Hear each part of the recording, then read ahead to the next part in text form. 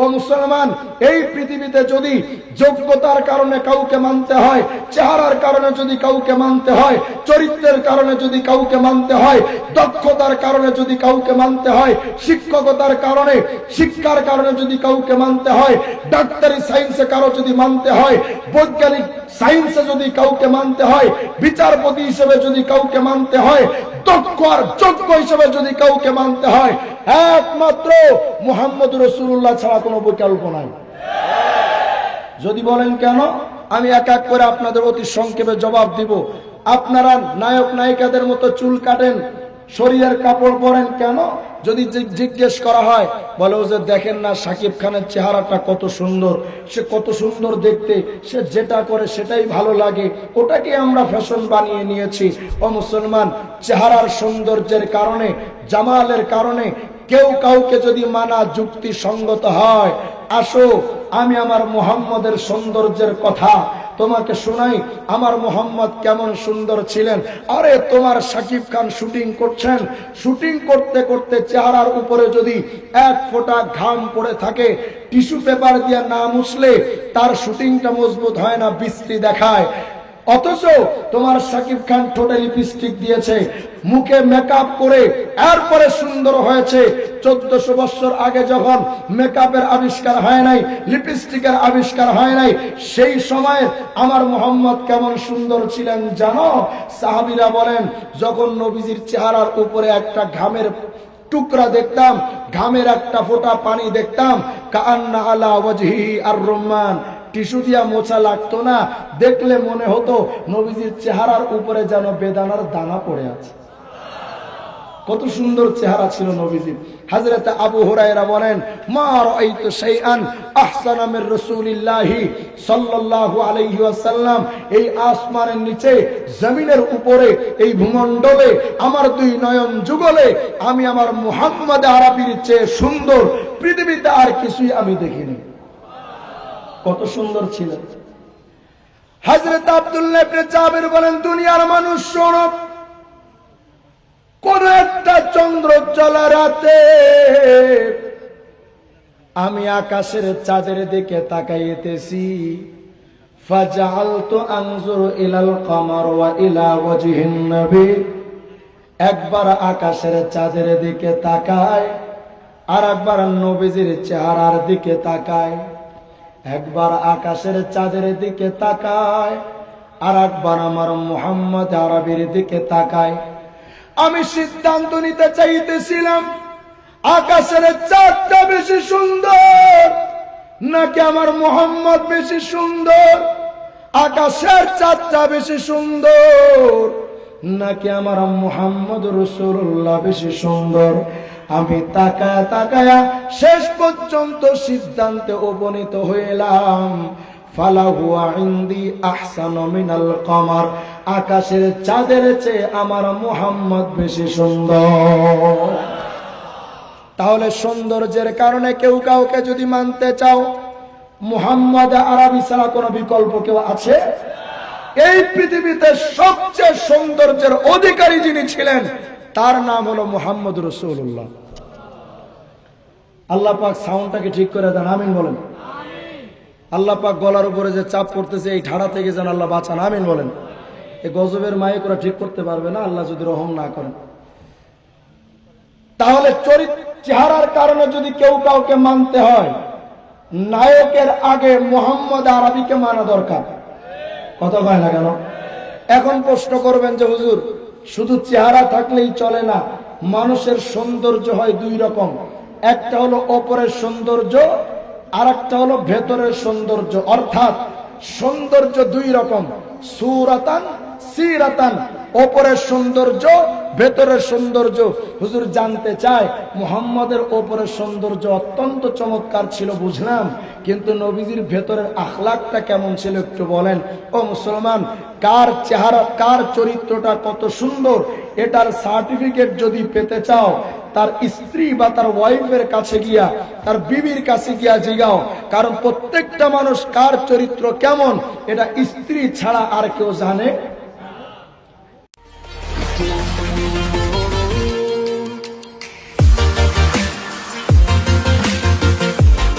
পৃথিবীর মানুষ যদি স্তব্ধ করতে চায়, আজকে কেউ তো ফাইজুল করিম সাহেবের কণ্ঠ স্তব্ধ করতে চায়, কেউ বা মামুনুল হকের কণ্ঠ স্তব্ধ করতে চায়, ওলামায়ে কেরামের কণ্ঠ অনেক স্তব্ধ করতে চায়। কিন্তু আমরা ওলামায়ে কেরামের পক্ষ থেকে দ্ব্যর্থহীন কণ্ঠে বলছি, ওলামায়ে কেরামের কণ্ঠ কারো বাপ দেওয়ার দাদার দেওয়া পৈতৃক সম্পত্তি নয়। আমাদের কণ্ঠ দিয়েছেন কে? অতএব কথা হবে কার? আপনারা যারা সামনে আছেন আপনাদের একটু আওয়াজ চাই, পারবেন দিতে? সুবহানাল্লাহ জায়গায় নাউজুবিল্লাহ বলতে পারবেন তো? ইনশাআল্লাহ এটা আওয়াজ দিয়ে বলেন আল্লাহু আকবার। মুহতারাম হাজিরিন, পবিত্র কালামে পাক থেকে একটা আয়াত আমি আপনাদের সামনে তেলাওয়াত করেছি। প্রায় 10 লক্ষ হাদিসের ভান্ডার থেকে ছোট্ট একটি হাদিস আপনাদের সামনে পাঠ করেছি। আমি অতি সংক্ষেপে শুধু মুলাখাস একটি জবাব আমি আপনাদের সামনে দেওয়ার জন্য বসেছি। যেহেতু এখানে আজকে অনেক আলোচক আছেন, অনেক বড় বড় আলোচক আছেন, তারা আলোচনা করবেন, গতকালকেও করেছেন। বাংলাদেশের উজ্জ্বল নক্ষত্র যারা সবাই আলহামদুলিল্লাহ এখানে আছেন, আসবেন। তাদের বয়ান, তাদের নসিহত, তাদের ওয়াজ আপনারা শুনবেন। আমি ওয়াজও জানি না, নসিহতও করতে পারি না।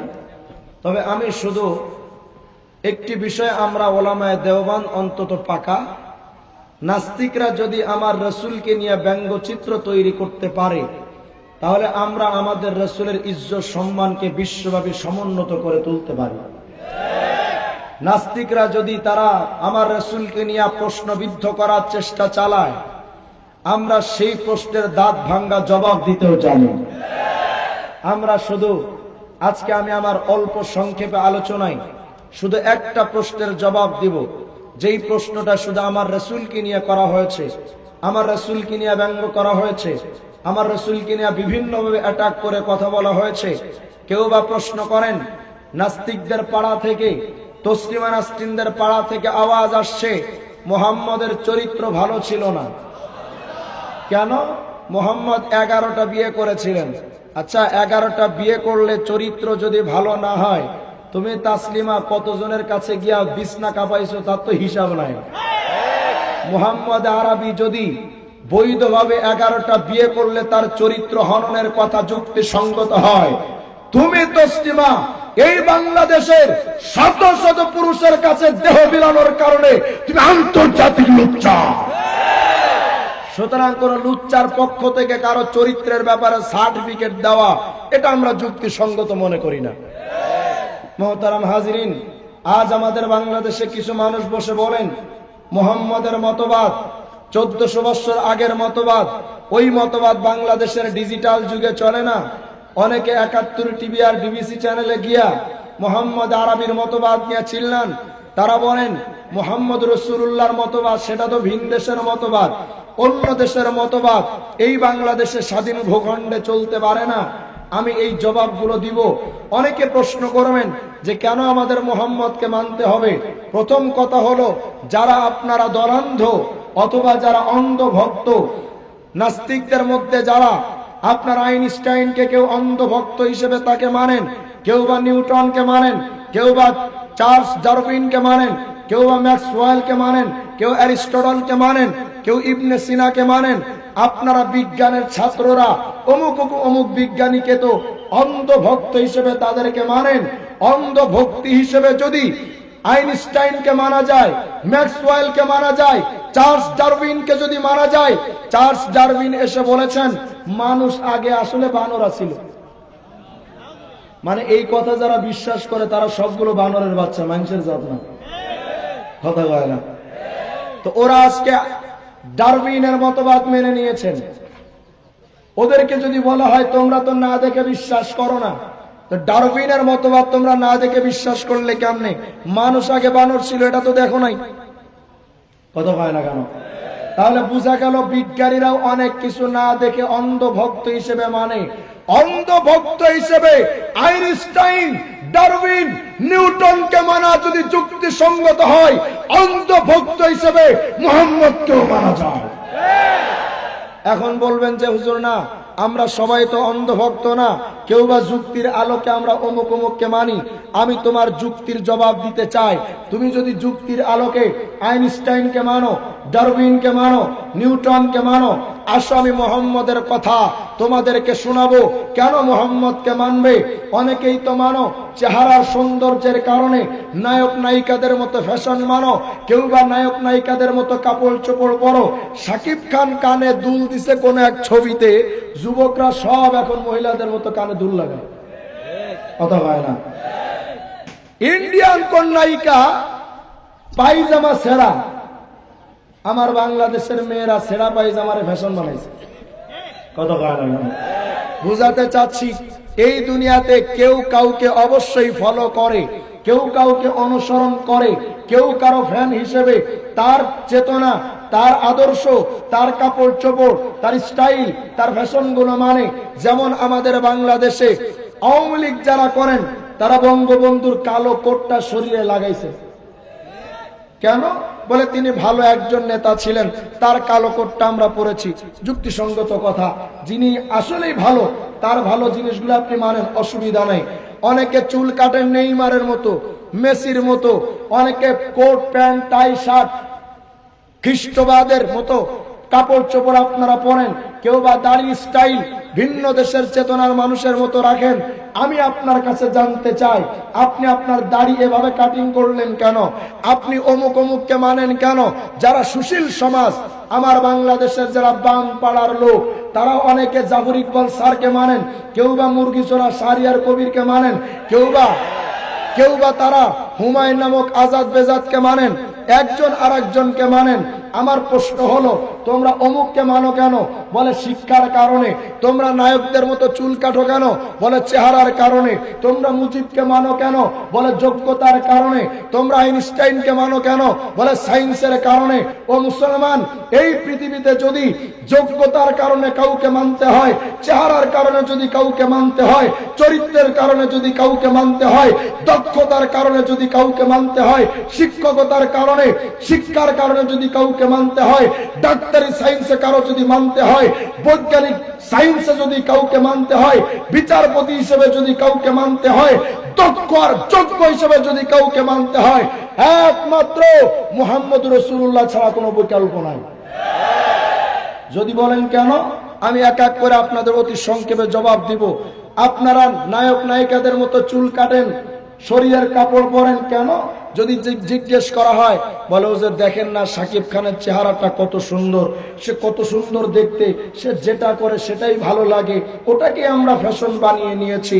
ও মুসলমান, চেহারার সৌন্দর্যের কারণে, জামালের কারণে কেউ কাউকে যদি মানা যুক্তিসঙ্গত হয়, আসো আমি আমার মুহাম্মদের সৌন্দর্যের কথা তোমাকে শোনাই।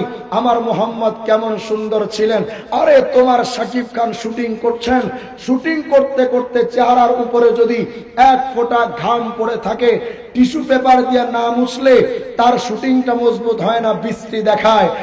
অথচ তোমার শাকিব খান ঠোঁটে লিপস্টিক দিয়েছে, মুখে মেকআপ করে এরপরে সুন্দর হয়েছে। 1400 বছর আগে যখন মেকআপের আবিষ্কার হয় নাই, লিপস্টিকের আবিষ্কার হয় নাই, সেই সময় আমার মুহাম্মদ কেমন সুন্দর ছিলেন জানো?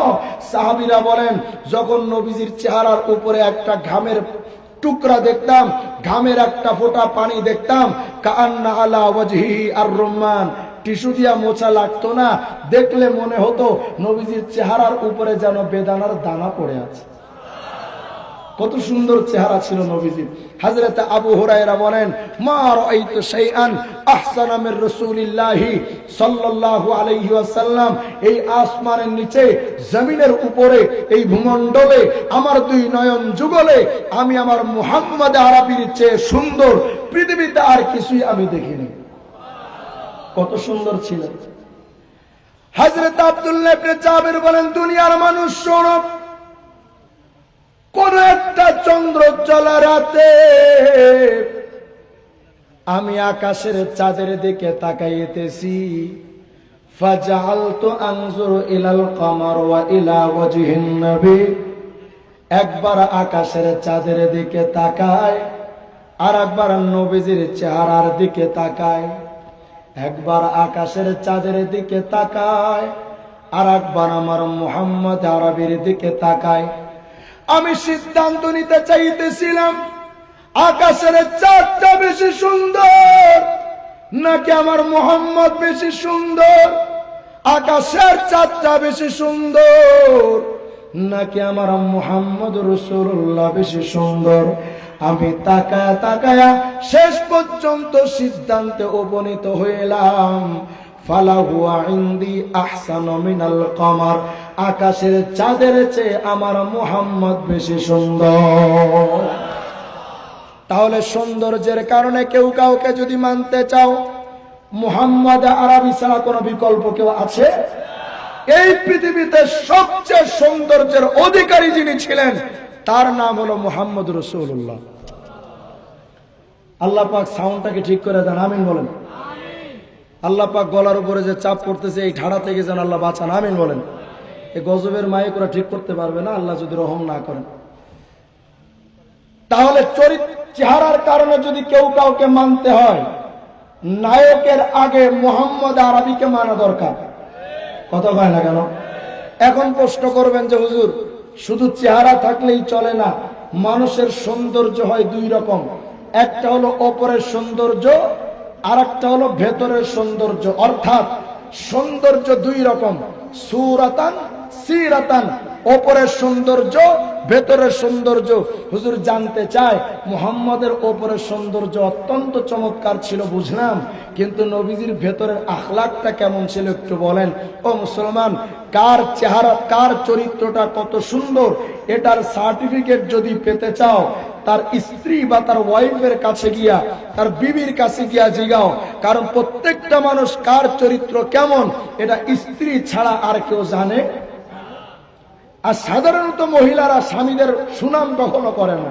স্বামী যদি বড় পীর আব্দুল কাদের জিলানিও হয়, বিবি কয় তুমি যে কয় নাম্বার সিটিং এটা ভালো করে জানিয়ে। তাহলে বোঝা গেল স্ত্রীদের কাছ থেকে স্বামীর প্রশংসা সাধারণত পাওয়া যায় না।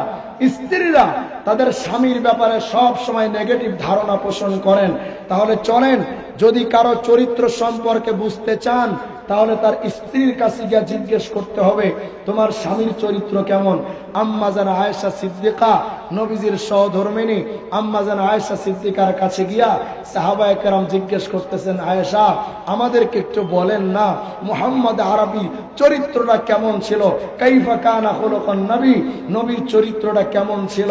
আম্মা জান আয়েশা সিদ্দিকা, আমার নবীজির সহধর্মিনী আম্মা জান আয়েশা সিদ্দিকা বলেন, বিশ্বের সাহাবী, আমার প্যারা স্বামী আমার মুহাম্মদের সম্পর্কে তোমাদের কি শোনাবো, তবে এতটুকু বলি, এই যে কোরআন তোমরা দেখতে পাও, কানা খুলুকুহু আল কোরআন, এই কোরআনের মধ্যে যেমন কোনো ভেজাল নাই, আমার স্বামী মুহাম্মদ আরবির চরিত্রে কোনো ভেজাল ছিল না।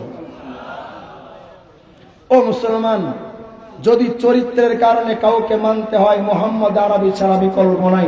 বলবেন হুজুর অনেক সময় তো মহিলারা স্বামীর ব্যাপারে একটু বাড়ায় বাড়ায় কয়, তো বুঝলাম হয়তো আয়েশা সিদ্দিকা বাড়ায় বলেছেন। মুসলমান সবাই আওয়াজ করে বলেন তো, পৃথিবীর সবাই যদি বাড়ায় কম বেশি করে বলেন, এক সত্তা বেইনসাফি করেন না, তিনি কে? বলেন আওয়াজ করে, তিনি কে? তাহলে চলেন না আল্লাহর কাছে জিজ্ঞাসা, আল্লাহ আপনার নবীর চরিত্রটা কেমন ছিল। আল্লাহ পাক বলেন, রাসূল আপনি বিশ্বের মানুষকে জানায় দেন, ওয়া ইন্নাকা লাআলা খুলুকিন আযীম, রাসূল আপনার চরিত্র এত সুন্দর, এই আসমানের নিচে জমিনের উপরে যত উত্তম চরিত্র হতে পারে সমস্ত চরিত্রকে হার মানিয়ে আপনি চরিত্রের উপরে ওইটা দাদাগিরি করেন। সুবহানাল্লাহ বলেন না? মানে চরিত্র দিয়ে আপনি চলেন না, বরং চরিত্র নিজে আপনার কাছে চরিত্র শেখে। কত সুন্দর চরিত্রের অধিকারী নবীজি ছিলেন। মুসলমান, এখনো তোমরা তো কেউ জিয়ার সেনা, কেউ বা তোমাদের নাম দিছ মুজিবি সেনা, তোমরা তো তোমাদের নেতাদের কত সুনাম করো, তোমাদের বর্তমান নেতাদের। আমার নেতার চরিত্র ফুলের মতো পবিত্র, নামাজ পড়ে না একক, তো ঘুষের টাকা খায় জম্মের মতো। মুরিদরা পীরের বেলায় কয় আমার পীরের চরিত্র ফুলের মতো পবিত্র, নামাজ পড়ে 3 ওয়াক্ত, গাঞ্জা টানে 5 ওয়াক্ত। দুনিয়ার মানুষের চরিত্রের ব্যাপারে, নেতাদের ব্যাপারে কর্মীরা বাড়াইয়া কয়, মুরিদরা পীরের চরিত্রের ব্যাপারে বাড়াইয়া বলতে পারে, কিন্তু 1 সপ্তাহ অতিরিক্ত বাড়ায় কিছু বলেন না। আওয়াজ করে বলেন তিনি কে? আরে তুমি দুনিয়ার যে নেতাদেরকে মানো, তোমার এই নেতাদের চরিত্রটা কেমন জানো? তোমার নেতা আমার নেতা মুহাম্মদের মধ্যে পার্থক্যটা কেমন জানো? তোমার নেতা 5 বছর ক্ষমতায় ছিল, নেতার ভালো ব্যবহারটা কখনো পাইলাম না, কিন্তু ভোটের 3 দিন আগে দেখবেন নেতা চরিত্র দিয়া ভাষায়া ফালাই, যারে দেখে তারে সালাম দেয়, কারণ 3 দিন পরে তার ভোটের ব্যবস্থা। এখন যদি মানুষের মনটা জয় না করা যায়, এই মানুষগুলো তার ভোট তো দিবে না। এখন তো অনেক সময় দেখা যায় ভোটের দরকারও হয় না, তাহাজ্জুদের সময় কামটা আমলটা সাইরা ফেলায়। কিন্তু যেই সময় তাহাজ্জুদের আমল ছিল না, ওই সময়ের কথা বলতেছি যুবক, নেতা কর্মীদের কাছে, ভোটারদের কাছে যাইয়া যারে দেখে তারে সালাম। ছোট বাচ্চা দেখছে কয় আসসালামু আলাইকুম, যুবক যুবতী আসসালামু আলাইকুম, বুড়া বুড়ি আসসালামু আলাইকুম, যারে দেখে তারে সালাম। নারী দেখে সালাম, পুরুষ দেখে সালাম, হিজড়া দেখে সালাম, যারে পাই তারে সালাম। রাস্তা দিয়া হাইটা যায়, হিন্দু বেচারা হাইটা যাইতেছে, হিন্দুরাও ডাক দেয়া কয় এ সুকুমার দা খারা আসসালামু আলাইকুম। কত হয় না কেন? এই তো হলো নেতা। এই নেতা তোমার সালাম কালাম দিয়া যখন নির্বাচিত হইয়া যখন চেয়ারে বসেন, তখন নেতার আসল চরিত্রটা ফুটে ওঠে। নেতা তো তোমার ভোটের আগে সালাম দিতে দিতে মুখটা ব্যথা কইরা বলাইছে, ওই নেতা এখন নির্বাচিত হওয়ার পর সালাম দেওয়া তো দূরের কথা, মুরব্বি গিয়া যদি সালাম দেয়, নেতার মুখে এখন ঠাড়া বসে, এখন বোম মারলেও নেতা সালাম দেওয়া দূরের কথা, জবাবও দেয় না। কিন্তু মুহাম্মদ রাসূলুল্লাহ এমন একজন নেতা, সাহাবায়ে কেরাম কোনদিন নবীজিকে সালাম দেওয়ার সুযোগটুকু পাইতেন না। এমনকি ছোট্ট মাসুম বাচ্চাদের পাইলে তাদেরকেও নবীজি সালাম দিয়া বসতেন। সুবহানাল্লাহ বলেন।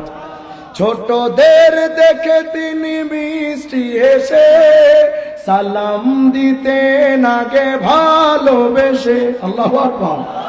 চোখ দুটো ছিল তার শান্তির নীল, চোখ দুটো ছিল তার শান্তির নীল। পরম ঠিকানা দেখো গরিব দুঃখীর, পরম ঠিকানা দেখো গরিব দুঃখীর। গল্প বলে শোনো প্রিয় নবীজির, শ্রেষ্ঠ মানুষ যিনি এই ধরনীর। মুহাম্মদের চরিত্র, এই পৃথিবীর সর্বোত্তম চরিত্র যাকে আল্লাহ দিয়েছেন, তার নাম হলো মুহাম্মদ রাসূলুল্লাহ সাল্লাল্লাহু আলাইহি ওয়াসাল্লাম। এখন আমাদের সমাজের সুশীল সমাজ বলে, হুজুর বুঝলাম মুহাম্মদের চেহারাও সুন্দর ছিল, চরিত্রও ভালো ছিল, কিন্তু মুহাম্মদের ব্যাপারে আপনারা তো কন মুহাম্মদ কি উম্মি নবী, মূর্খ নবী। তো আমরা শিক্ষিত সমাজ, আমরা কেমনে একজন মূর্খ নবীরে মানি? আমি বললাম তুমি কারে মানো? আমি যারে মানি তার নাম জাফর ইকবাল। কারে মানে? জাফর ইকবাল। শাহরিয়ার কবির মুরগিচোরা। গত কয়েকদিন আগে দেখলাম আমাদের মুরগিচোরা সব বলতেছেন, একটা জিনিস মনে রাখবেন, চোরের গলা সবসময় একটু বড় হয়।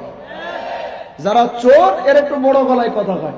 কয়েকদিন আগে উনি বলছেন, বঙ্গবন্ধু শেখ মুজিবুর রহমান যদি বেঁচে থাকতেন, আওয়ামী লীগের লোকেরা তারা যে পোস্টারের উপরে আল্লাহ সর্বশক্তিমান লেখে, বঙ্গবন্ধু বেঁচে থাকলে এটা লেখার সুযোগ আওয়ামী লীগের লোকেরা পেত না। তার মানে শাহরিয়ার কবিরের কথায় বঙ্গবন্ধু শেখ মুজিবুর রহমান তিনি ইসলাম বিদ্বেষী নাস্তিক ছিলেন। কথা হয় না কেন?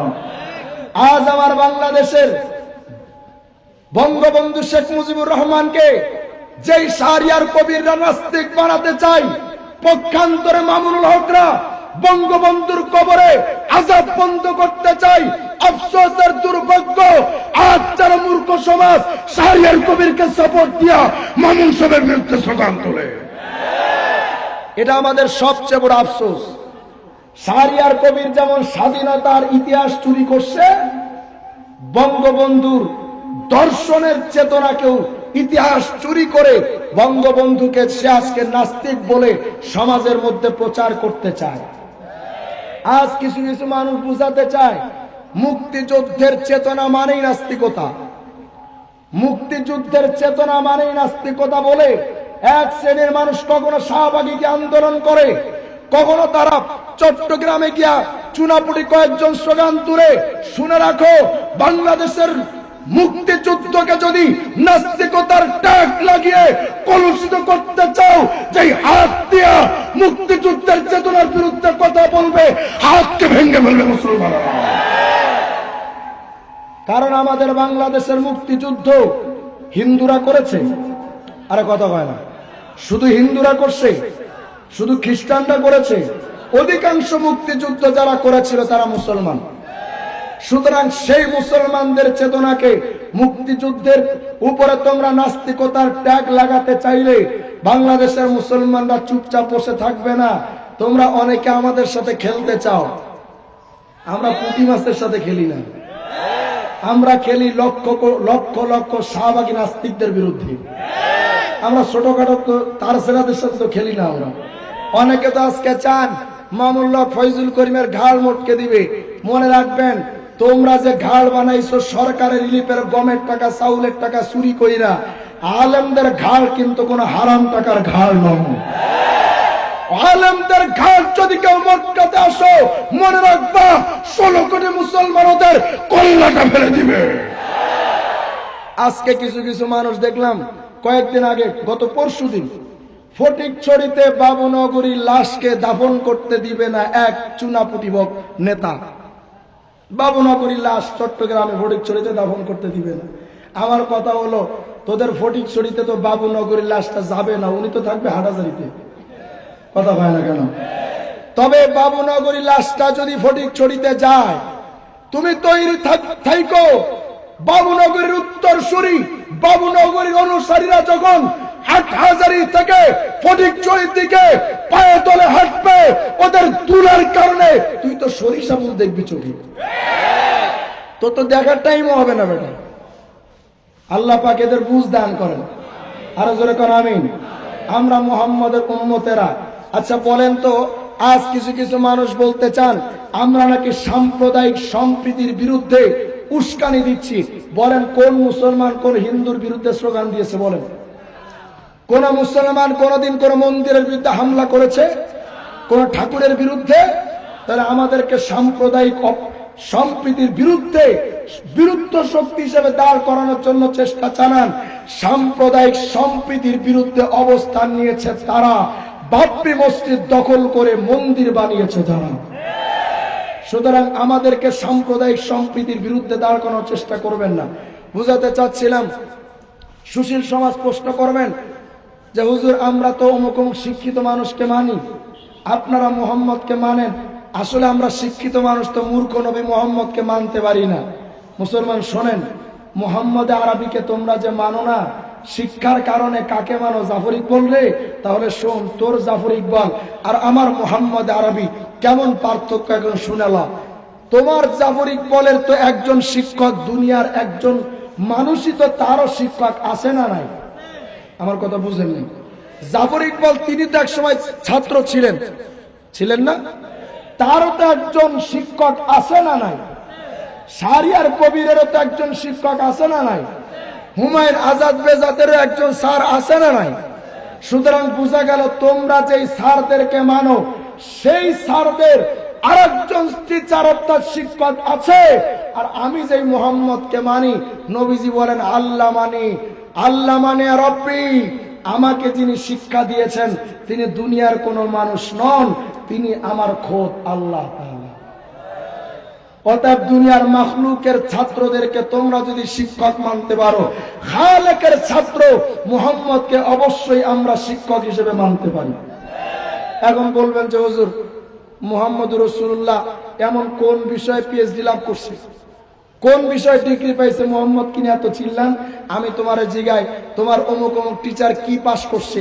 বলে আমার অমুক টিচার বাংলায় পিএইচডি করা, কেউ ইংলিশে পিএইচডি করা, কেউ বিজ্ঞানে পিএইচডি করেছেন, কেউ সমাজে পিএইচডি করেছেন।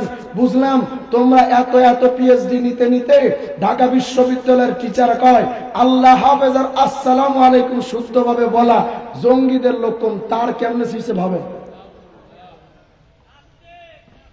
এত বড় মূর্খ ঢাকা বিশ্ববিদ্যালয়ের মতো গুরুত্বপূর্ণ বিদ্যাপীঠে কিভাবে তিনি টিচার হলেন? হয়তো তিনি নকল করে পাস টাস করতে পারেন। কোন ভালো মানুষ এরকম কথা বলতে পারে না, শিক্ষিত মানুষ। তো বুঝাতে চাচ্ছি তোমাদের টিচার এক বিষয়ে যদি পরিপক্ক হন আর এক ব্যাপারে কাঁচা, জেনারেল শিক্ষায় যদি খুব পণ্ডিত হন আরবির ব্যাপারে খুব কাঁচা। আর আমার মুহাম্মদ, আরে শুধু তোমাদের টিচার কেউ হয়তো বিজ্ঞানে শুধু পিএইচডি করেছেন, বাকিগুলাই তিনি খুব কাঁচা। কেউ ইংলিশে পিএইচডি করেছেন, বাকিগুলাতে সব তিনি কাঁচা। আমার মুহাম্মদ এমন শিক্ষক, নবীজি বলেন উতিতু ইলমাল আউয়ালিন ওয়াল আখিরিন, আল্লাহ পাক আমাকে আগের পরের সব জ্ঞান দান করেছে। অতএব এক বিষয়ে পিএইচডি করা শিক্ষককে মানা যদি তোমার জন্য যুক্তিসঙ্গত হয়, সর্বজ্ঞানে জ্ঞানী আমার মুহাম্মদকে অবশ্যই আগে মানতে পারি। এখন বলবেন যে হুজুর মুহাম্মদ কি পড়াইছে? আমি তোমাদের জিজ্ঞাসা, তোমাদের শিক্ষকরা কি পড়াইছেন? বলে আমাদের শিক্ষকরা পড়াইছে হাট্টিমা টিম টিম, তারা মাঠে পারে ডিম, তাদের খাড়া দুটো শিং, তারা হাট্টিমা টিম টিম। আমি কই ওরা বোঝে গোড়ার ডিম। যাদের মাথায় শিং আছে তারা ডিম পড়ে? কথা কয় না কেন? এই শিক্ষাটা সত্য না মিথ্যা? বলেন না, সত্য না মিথ্যা? তাহলে বোঝা গেল তোমাদের শিক্ষার মধ্যে সত্যও আছে মিথ্যাও আছে। তোমাদের জাবরিক বলদের শিক্ষার মধ্যে সত্যও আছে মিথ্যাও আছে। মুহাম্মদের শিক্ষা যালিকাল কিতাব লা রাইবা ফি, মুহাম্মদের শিক্ষার মধ্যে মিথ্যা দূরের কথা, কোন সন্দেহের অবকাশ নাই। অতএব সত্য মিথ্যার মিশ্রিত শিক্ষার শিক্ষককে মানা যদি তোমার জন্য যুক্তিসঙ্গত হয়, একমাত্র শর্তের বার্তাবাহক মুহাম্মদের শিক্ষাকে মেনে নিয়া মুহাম্মদকে শিক্ষক হিসেবে অবশ্যই আগে মানা দরকার। এখন বলবেন যে হুজুর মুহাম্মদ কোন দেশের ডিগ্রি পেয়েছে? আমাদের অমুক স্যার তো অমুক অমুক দেশের ডিগ্রি পেয়েছে। আপনার মুহাম্মদ কি কোন দেশের ডিগ্রি পাইছে? আমি জিজ্ঞাসা, তোমার স্যারেরা কোন দেশের ডিগ্রি পাইছেন? বলে আমেরিকার ডিগ্রি, লন্ডনের ডিগ্রি, জাপানের ডিগ্রি, এরপরে চীনের ডিগ্রি, আবার গরুর মুত খাওয়া দেশ হিন্দুস্তান ইন্ডিয়ার ডিগ্রি। ওই দেশের ডিগ্রি পায়া বড় বড় ফুটানি মারাও, তাহলে শোনো আমার মুহাম্মদ কোন দেশের ডিগ্রি পাইছে। তোমার শিক্ষক হইতে আমেরিকার ডিগ্রি পাইছেন, লন্ডনের ডিগ্রি পাইছেন, ইন্ডিয়ার ডিগ্রি পাইছেন, আর আমার মুহাম্মদ ডিগ্রি পেয়েছেন সুবহানাল্লাযী আসরা বিআবদিহি লাইলাম মিনাল মাসজিদিল হারাম ইলাল মাসজিদিল আকসা। আমার মুহাম্মদ দুনিয়ার ডিগ্রি নেন নাই, দুনিয়ার ডিগ্রি প্রয়োজন পড়ে নাই। আমার মুহাম্মদ ডিগ্রি পাইছে আরশে আজিমের ডিগ্রি। অতএব দুনিয়ার ডিগ্রিধারী শিক্ষকদের মানা তোমাদের জন্য যদি যুক্তিসঙ্গত হয়, আর আজিমের ডিগ্রিধারী মুহাম্মদকে অবশ্যই আগে মানা দরকার। এখন বিজ্ঞানের ছাত্ররা কয় হুজুর বুঝলাম আপনি অনেক শিক্ষার বিরুদ্ধে কথা কইলেন, আপনার মুহাম্মদ সব থেকে বড়, কিন্তু আমরা তো হুজুর বুয়েটে পড়ি, আমরা তো বিজ্ঞান চর্চা করি, আমরা বিজ্ঞান চর্চা করতে করতে চান্দির চুল খালি করে লাইছি। এখন এমন অবস্থা বিজ্ঞান পড়তে পড়তে এখন তারা দাবি করে বসছেন আল্লাহ বলতে কিছু নাই, যা দেখা যায় না তা বিশ্বাস করা যায় না। আচ্ছা, আমার কিছুদিন আগে এক নাস্তিক আমার প্রশ্ন করছে, রিজওয়ান রফিকি কোন আল্লাহ যে একজন আছে এটা বিশ্বাস করি কেমনে, মোহাম্মদ তো মিছা কথা কইতে পারে। আমি বললাম ভাই আপনি মাইন্ড করেন না, ডোন্ট মাইন্ড। আমি একটা প্রশ্ন করি, আপনি কি আসলে হালাল জাদা নাকি টাটকা ফরমালিন মুক্ত হারাম জাদা? দূর হুজুর, এটা কোনো কথা? আপনারা হুজুররা আসলে কোনো শিক্ষা দীক্ষা জানেন না, আপনারা ভদ্রতা তদ্রতা কিচ্ছু বুঝেন না। আপনি আমার জন্ম নিয়ে প্রশ্ন করলেন, আপনি আমাকে হারামজাদা বলছেন। আমি বললাম ভাই আমি তো আপনাকে হারামজাদা এখনো বলি নাই, কিন্তু যদি আপনি চান তো আপনাকে আমি হারামজাদা বানাতেও পারি। বলে কেমনে বানাবেন? আমি বললাম যদি আমি একটা প্রশ্ন করি উত্তর দিয়েন, আপনাদের নাস্তিক এবং বামপন্থী মুক্ত মনাদের কথা হলো, ছেলে আর মেয়ে যদি কোনো আকাম কুকাম করে বিয়ে শাদী ছাড়া, আপনারা কি বলেন? বলে কোনো অসুবিধা নাই। কেন? বলে আমাদের তসলিমা ভাবি কইছে যে আমার দেহ আমি দেব, যারে খুশি তারে দেব। আমি কইলাম তোর দেহটা তুই কুত্তারে গিফট দে, অসুবিধা নাই, দে। তা আমি বললাম তার মানে আপনি কি বুঝাতে চান? বলে একজন প্রাপ্তবয়স্ক ছেলে আর একজন প্রাপ্তবয়স্ক মেয়ে যদি তারা তাদের যৌবনের স্বাধীনতা নিয়ে আবাসিক হোটেলে 1 ঘন্টা টাইম কাটে, আকাম কুকাম করে, আপনারা মোল্লারা এটার স্বাধীনতা কেড়ে নেওয়ার কে আপনারা?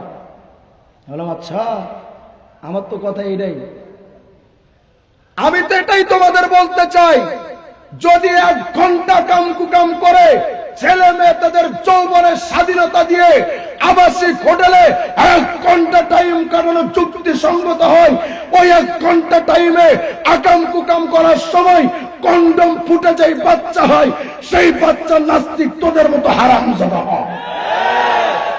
ও মানে তোমরা হারামজাদা বানাইলে সমস্যা নাই, আমরা হুজুর কইলে সমস্যা। মানে কৃষ্ণ করলে কুরু কুরু, হুজুর কইলে মাকরু।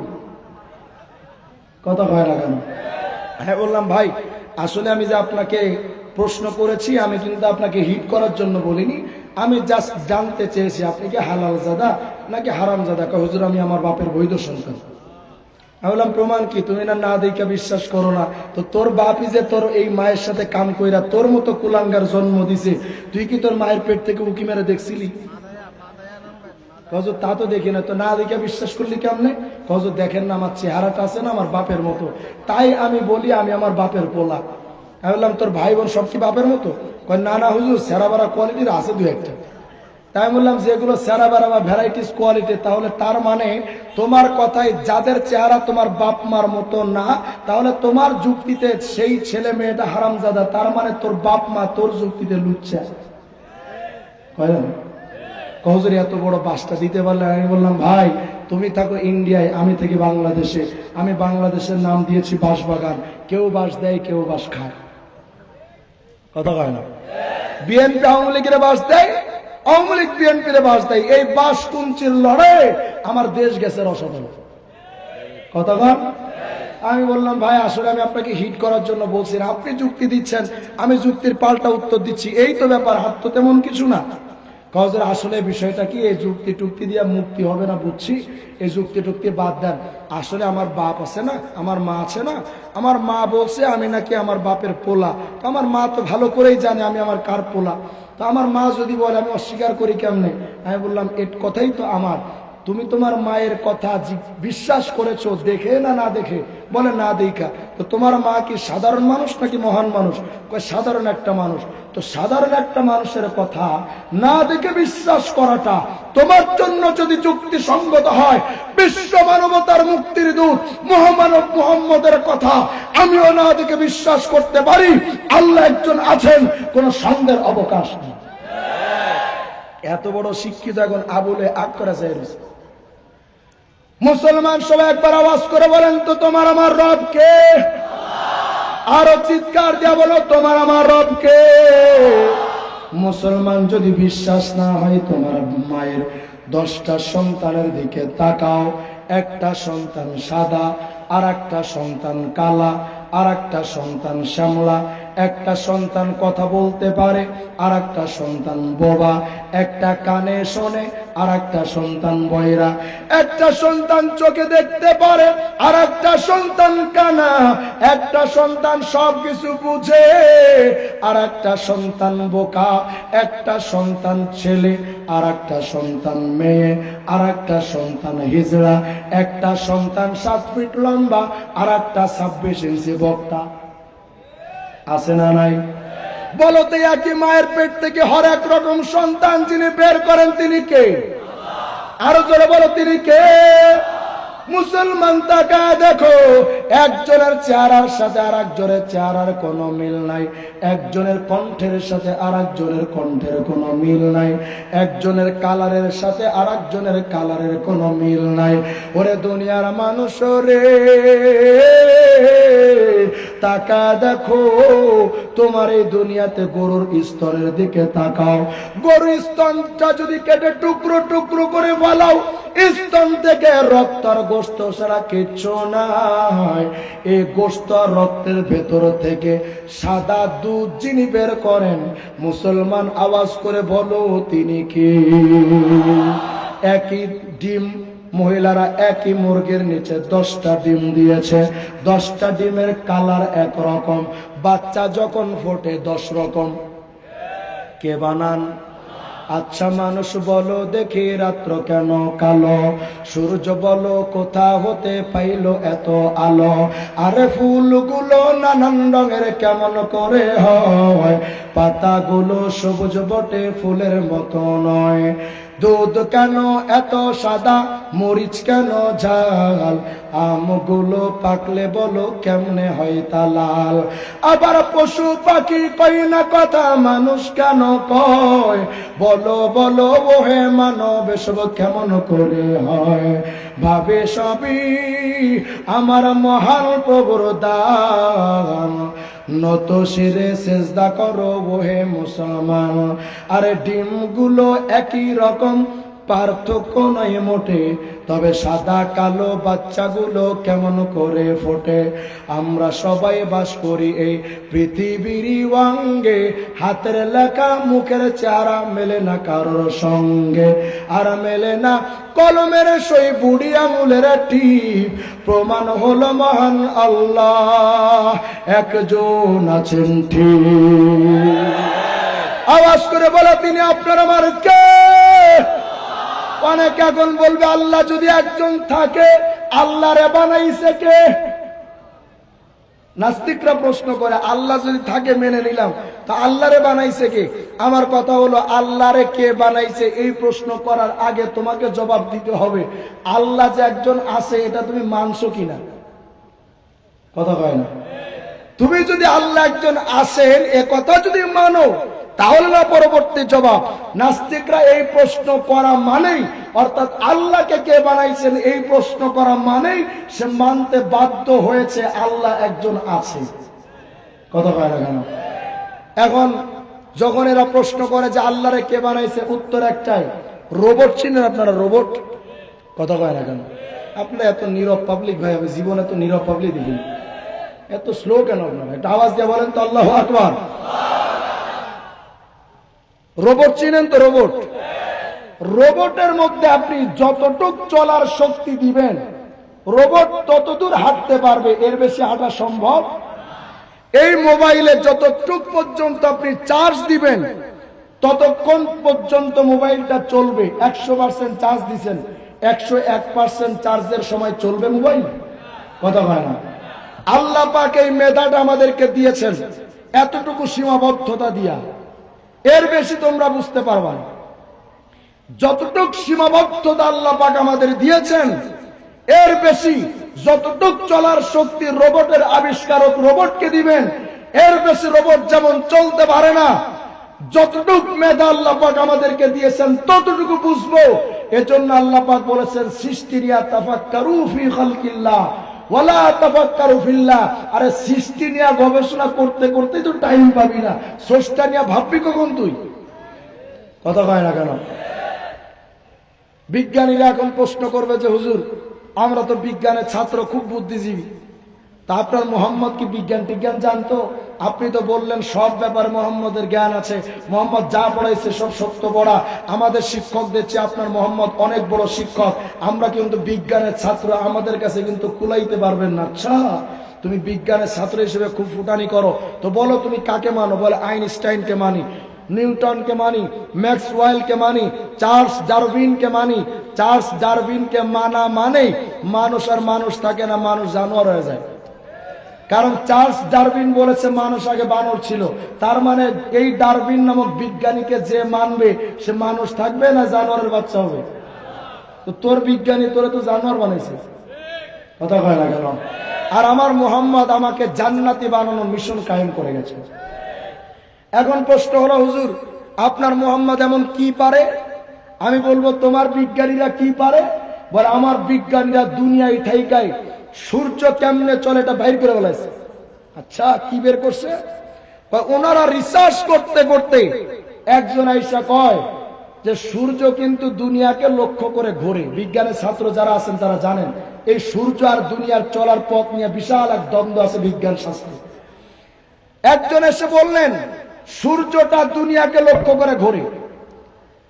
এই মতবাদটা 150 বছর চলছে। কয় বছর? 150 বছর।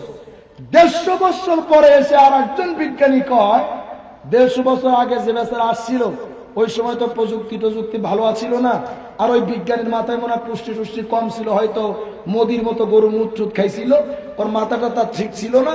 আসলে সূর্যটা দুনিয়াকে লক্ষ্য করে ঘোরে, এটা ভুল কথা, বরং দুনিয়াটা সূর্যকে লক্ষ্য করে ঘোরে। মানে বিষয়টা এমন হয়েছে, লাকুম দীনুকুম ওয়ালিয়া দিন, বুখারী শরীফের হাদিস। পেছন থেকে একজন কয় দূর তুমি এটা কি কও, এটা বুখারী শরীফের হাদিস না, এটা সূরা বাকারার আয়াত। মানে যে বলছে সেও ভুল, যে ভুল ধরতেছে এটাও ভুল। পরে 50 বছরের মতবাদ চললো যে দুনিয়াকে লক্ষ্য, সূর্যকে লক্ষ্য করে দুনিয়া ঘোরে। এই মারামারিটা দীর্ঘ 200 বছর বিজ্ঞানীরা করছে। 200 বছর পরে এসে আর একজন বিজ্ঞানী সঠিক কথা বলেছে যে দেখো সূর্য আর এই দুনিয়া নিয়ে তোমরা যে রিসার্চ করছো সব ভুল, এগুলো আসলে একটাও শুদ্ধ না। তো শুদ্ধ কোনটা? বলে সূর্য আপন কক্ষপথে চলে, দুনিয়া তার নিজের মতো চলে। আরে বেটা, এই সামান্য সূর্যের মতো টোটাফাটা একটা জ্ঞান বাইর করতে তোদের 200 বছর রিসার্চ করা লাগে, 1400 বছর অপেক্ষা করা লাগে। আর 1400 বছর আগে আমার মুহাম্মদ তো বলে গেছেন ওয়াশ-শামসু তাজরি লিমুস্তাকাররিন লাহা, সূর্য তার আপন কক্ষপথে চলে। তোমরা যে বিজ্ঞানীদেরকে নিয়ে ফুটানি করো, আমার মুহাম্মদ তোমার বিজ্ঞানী যেটা যখন বুঝে, তোদের বিজ্ঞানীদের বুঝতে সেটা অন্তত 1400 বছর টাইম লাগে। তাইলে তোমাদের এই বিজ্ঞানীকে নিয়ে যদি তোমরা ফুটাঙ্গিরি করতে পারো, আমার মুহাম্মদকে আমি অবশ্যই মানতে পারি। এখন বলবেন যে হুজুর মুহাম্মদ এমন কি বিজ্ঞান আবিষ্কার করছে একটু কোন? আমি বলি তোমার আইনস্টাইন কি করছেন? বলে আইনস্টাইন 3টা মতবাদ দিয়েছেন। আজ আপনারা আকাশপথে চলতে পারছেন, কত সুন্দর ব্যবস্থাপনা আপনাদের হয়েছে। আমার আইনস্টাইন 3টা থিওরি দিয়া বড় দুনিয়াতে বিজ্ঞানের বিপ্লব ঘটিয়ে গেছেন। ও মুসলমান, তোমার আইনস্টাইন কিন্তু শুধু আকাশপথ চলার ব্যবস্থা করেছেন, দুনিয়ার মানুষ সুন্দরভাবে কিভাবে চলবে সেটা কিন্তু করতে পারেনি। কথা কয় না কেন? আকাশপথের চেয়ে দুনিয়ার চলার গুরুত্ব বেশি। তোমার আইনস্টাইন অমুক তমুক বিজ্ঞানী তারা কিছু কিছু থিওরি দিয়েছেন, কিন্তু বিজ্ঞানের ছাত্র বলো তো আজ পর্যন্ত কোন বিজ্ঞানী কি বলতে পারবেন যে বিজ্ঞানটা পরিপূর্ণ হয়ে গেছে? আমার কথা বুঝেন নাই? বিজ্ঞানটা পরিপূর্ণ হয়ে গেছে এই দাবি কোন বিজ্ঞানী করেছে? বরং সবার দাবি হলো যে না, আরো যত দিন যাবে বিজ্ঞান আরো তত আপডেট হবে। কতক্ষণ? তাহলে বোঝা গেল তোমাদের বিজ্ঞানীরা সামান্য বিজ্ঞান শাস্ত্রে পরিপূর্ণ থিওরি দিতে পারে নাই। আমার বিজ্ঞানীদের বিজ্ঞানী, ডাক্তারদের ডাক্তার, আমার মুহাম্মাদের কথা বলছি। 100 লক্ষ সাহাবী বিদায় হজের ভাষণে আল্লাহ রাসূল বললেন, ও আমার সাহাবী, হাল বাল্লাগতুকুম রিসালাতি, একটা মানুষ দো জাহানটা আলোকিত হওয়ার জন্য যে একটা পরিপূর্ণ মতবাদ দরকার, পরিপূর্ণ থিওরি দরকার, যেই থিওরি মানলে নেতা ভালো করে নেতাগিরি করতে পারবে, রাষ্ট্র পরিচালক সুন্দরভাবে রাষ্ট্র পরিচালনা করতে পারবে, একজন স্বামী তার সুন্দরভাবে পরিবার চালাতে পারবে। এক কথায় দো জাহান আলোকিত করার জন্য যে একটা পরিপূর্ণ থিওরি দরকার, ও সাহাবীরা আমি কি রাসূল সেটা পরিপূর্ণ তোমাদের কাছে পৌঁছে দিয়েছি? ক্বালু বালা ইয়া রাসূলুল্লাহ কদ বাল্লাগতা ওয়া আদাইতা ওয়া নাসাহতা। রাসূল অবশ্যই আপনি পরিপূর্ণ করে গেছেন। অতএব ও মুসলমান, অপরিপূর্ণ থিওরি আবিষ্কারক বিজ্ঞানীদের মানা যদি তোমার জন্য যুক্তিসঙ্গত হয়, পরিপূর্ণ থিওরি আবিষ্কারক মুহাম্মদকে আগে মানা দরকার। এখন বলবেন যে হুজুর মুহাম্মদ নেতা হিসেবে কেমন? আপনার মুহাম্মদ নেতা হিসেবে কেমন ছিলেন বলেন? আমরা তো নেতারা যেদিকে দৌড়াইতে কয় সেদিকে দৌড়ায়। দুনিয়ার সামসাদের অবস্থান, নেতা যদি পায়খানা খাইতে কয় নেতারা সামসারা পায়খানা খাইতে তৈরি। কথা কয় না? তো হুজুর আমাদেরকে বলেন মুহাম্মদ নেতা হিসেবে কেমন ছিলেন। তাহলে এখন শোনো মুহাম্মদ নেতা হিসেবে কেমন ছিলেন। তোমার নেতা তোমাকে নিয়ে রাস্তায় গেছেন মিছিল করবে, ককটেল একটা ফুটাইছে, নেতা লুঙ্গে খইলা দৌড় দিছে। কিন্তু তোমার আমার নেতা মুহাম্মদুর রাসূলুল্লাহ উহুদের প্রান্তরে সাহাবীরা ছত্রভঙ্গ হয়ে গেছেন, নবীজি বিন্দু পরিমাণ সরেন নাই। সুবহানাল্লাহ বলেন। তোমার নেতা আমার নেতার পার্থক্য কেমন জানো? তোমার নেতা তোমাকে বড় দান করবে, ভোটের 3 দিন আগে নেতা তোমার কাছে আইসা মারছে 5,000 লোন। চাচা তো বেজাই খুশি, কি রে ভাতিজা তুইও দান করস? তো ওই যে সরকারের রিলিফের টাকা চুরি করতে ওটাকে বাদ দিয়ে দিয়েছিস নাকি? কয় চাচা রে, এই যে মোহাম্মদের টুপি লাগাইলাম, পাঞ্জাবি লাগাইলাম, দাড়ি লাগাইলাম, আর কিন্তু চুরি ডাকাতি করবো না। চাচার কাছে দিয়েছে 5,000, কিন্তু নেতা মনে মনে কই চাচা কি মনে মনে করতেছো, কি ভাবতেছো, এটাকে তোমার দান করলাম নাকি? না গো চাচা না, এটা আসলে কোনো দান নয়, আমি আজকে তোমার দিলাম 5,000, ভোটটা কিন্তু দিতে হবে আমার, ক্ষমতায় যাবো, আবার ক্ষমতায় গিয়া পাবো বিচারের চেয়ার, তোমাদের কর্ম বিচার। চাচা রে, তুমি তো নিরীহ মানুষ, তুমি হয়তো কারোর সাথে ঝগড়া করবা না, কিন্তু চাচা তাকে দেখবা তোমার পায়ের উপরে পা রাইখা যারা ঝগড়া করবে, খোঁজ নিয়া দেখবা ওরা কিন্তু সামসা আমার। কথা হয় না? এরপরে ধরবে তোমার গলার কলার, আইনা আমার কাছে দিবে বিচার। চাচা গো, আজকে দিলাম 5,000, তোমার কর্ম যখন বিচার, তখন 5,000 টাকার সুদ আর আসলে আদায় কইরা টেবিলের নিচ দিয়া আমি কিন্তু আদায় কর্ম পাক্কা 50,000। এই তো তোমার নেতা রাসূল পাকের কাছে সাহাবায়ে কেরাম বা কোন মানুষ গিয়া যদি কিছুই চাইতো, নবীজি কোনদিন খালি হাতে ফিরা দিতেন না। নবীজের কাছে গিয়া কিছু মানুষ বলে, পয়গম্বর আমাদের পরনের কাপড় নাই, একটু কাপড় চোপড় দিবেন নাকি? আল্লাহর নবী বলেন, অপেক্ষা করো আমি আসতেছি।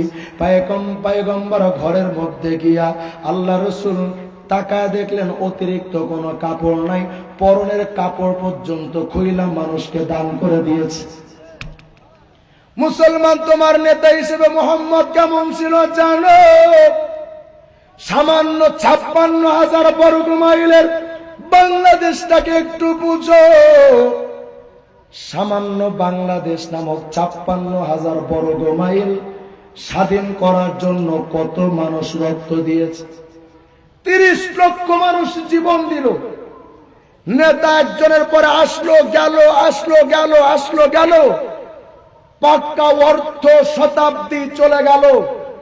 ও বাংলাদেশের মুসলমান, একবার আমাকে বলেন, বাংলাদেশ থেকে ধর্ষণ কমছে না বাড়ছে? চুরি কমছে না বাড়ছে? আগে চুরি ছিল না, এখন ভোট চুরি তৈরি হয়েছে। কথা হয় না কেন?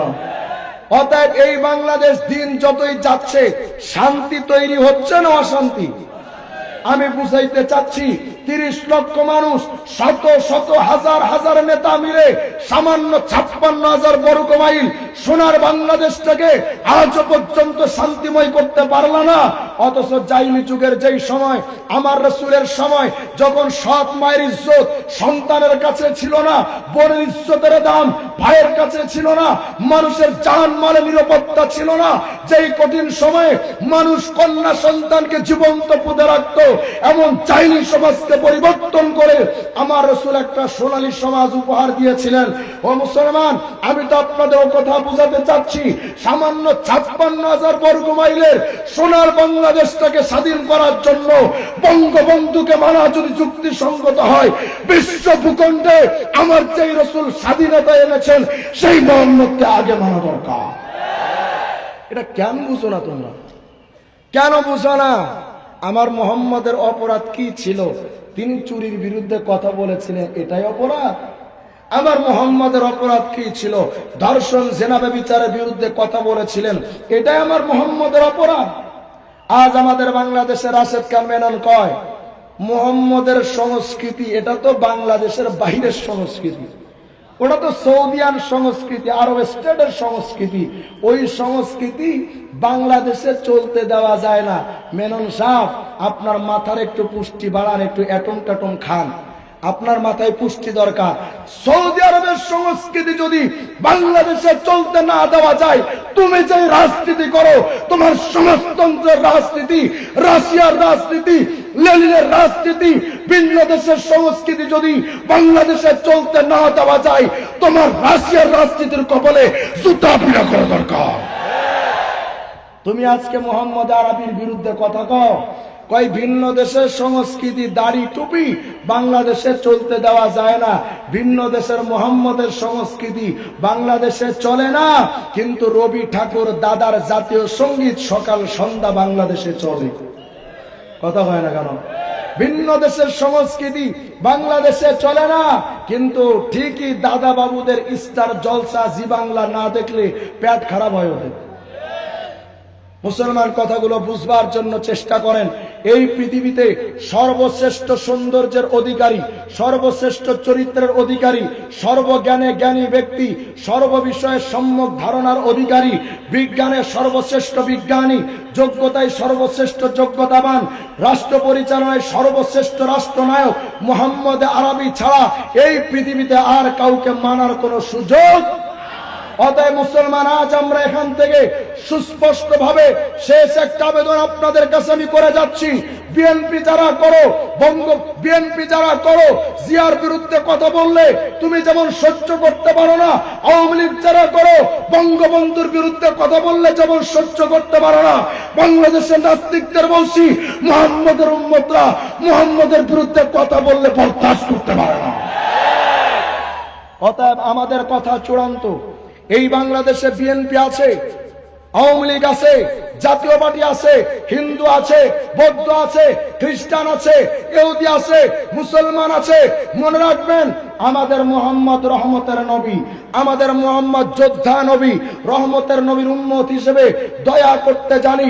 যোদ্ধা নবীর উম্মত হিসেবে যদি আমাদের পায়ের উপরে পা রেখে ঝগড়া করে এই বাংলাদেশ থেকে ইসলাম উঠিয়ে দেওয়ার ষড়যন্ত্র করো, মুসলমান পীরের চামড়া তুলে রাখবে না। এটা আমাদের চেতনা। আমাদের রক্তে মিশে আছেন মোহাম্মদ, আমাদের নিঃশ্বাসে মিশে আছেন মোহাম্মদ, আমাদের বিশ্বাসে মিশে আছেন মোহাম্মদ। ও যুবক, আমি তোমার কাছে আহ্বান করছি, তোমার শরীরের রক্ত আর কতদিন তোমার নায়িকা, তোমার প্রেমিকার পেছনে তুমি ঝরাইবা?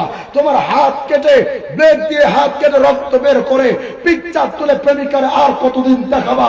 আজ থেকে চতুর্দিক থেকে তোমার মুহাম্মদের উম্মতের বিরুদ্ধে, মুহাম্মদের উম্মতের নেতাদের বিরুদ্ধে স্লোগান তোলা হচ্ছে। আজ থেকে তোমার সংবিধান থেকে রাষ্ট্রীয় ধর্ম ইসলাম উঠিয়ে দেওয়ার ষড়যন্ত্র করা হচ্ছে। দেখো, আজ মুহাম্মদের উম্মতের বিরুদ্ধে মৌলবাদের প্রলেপ লাগিয়ে মুহাম্মদের উম্মতের বিরুদ্ধে ষড়যন্ত্র করে ইসলামকে উঠিয়ে দেওয়ার চেষ্টা চালাচ্ছে। আসো যুবক, তোমার তাজা রক্ত দেওয়ার জন্য তৈরি থাকো। ইসলাম হেফাজতের জন্য যদি বাবনগরী ডাক দেয়, মামুনুল হক ডাক দেয়, কারা কারা ময়দানে ছুটে যাইবা।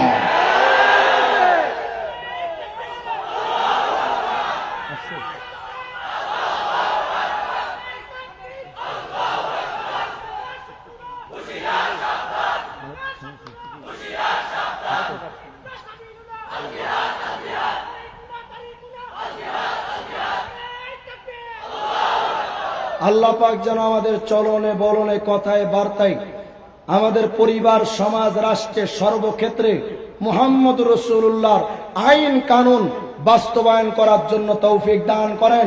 47টা বছর তো আপনারা গণতন্ত্র দিয়ে চালালেন, সমাজতন্ত্র দিয়ে চালালেন, জাতীয়তাবাদ দিয়ে চালালেন, কিন্তু আমরা দেখেছি গণতন্ত্র আমার দেশের মানুষকে শান্তি আনতে পারে নাই, গণতন্ত্র আমার দেশে মানুষের কল্যাণ আনতে পারে নাই।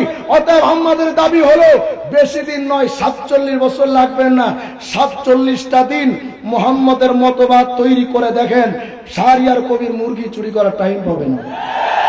আল্লাহ পাক যেন আমাদের সকলকে কথাগুলোর প্রতি আমল করার তৌফিক দান করেন। ওয়া আখিরু দাওয়ানা আলহামদুলিল্লাহি রাব্বিল আলামিন। আসসালামু আলাইকুম।